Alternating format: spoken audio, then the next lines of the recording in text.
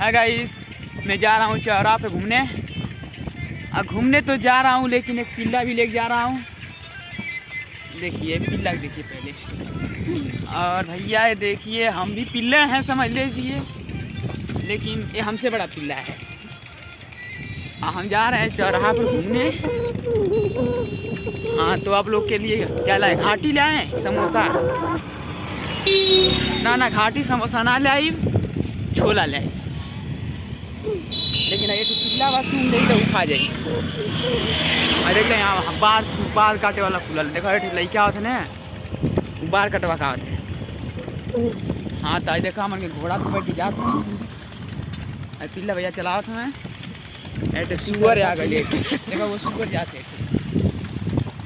हाँ तो है गाइस, मेरा चैनल को सब्सक्राइब करें, लाइक करें, कमेंट करें, शेयर करें। धन्यवाद भाई।